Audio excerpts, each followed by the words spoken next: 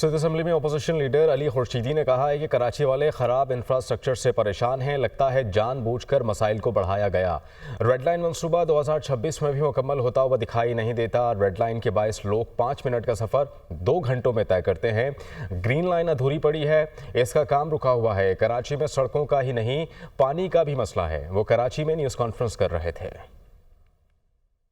उस शहर के लोग, उस शहर के बासी ख़ास तौर पे जिन मसाइल से नबरदाज़मा है, उन मसाइल में इस शहर का इंफ्रास्ट्रक्चर है। रेड लाइन था, ब्लू लाइन थी, ग्रीन लाइन थी। ये सारे वो प्रोजेक्ट्स हैं जो कि इस BRT के इस शहर कराची में ट्रांसपोर्ट के निज़ाम की बेहतरी के लिए होने थे। ग्रीन लाइन अधूरी पड़ी हुई है, मगर बहरहाल उस पर भी काम जूं का तू वैसे ही रुका हुआ है। प्रेस कॉन्फ्रेंस में आप तमाम साफ़ी हजरात मौजूद हैं। ऑन रिकॉर्ड ये बात कह रहा हूँ कि ये प्रोजेक्ट 2026 में भी कंप्लीट नहीं होगा। वो सफ़र जो 30 मिनट में गुजर जाता है, 2-2 घंटे तक लोग ट्रैफिक में फंसे रहते हैं। जो बुनियादी ज़रूरियात ज़िंदगी है, चाहे उसमें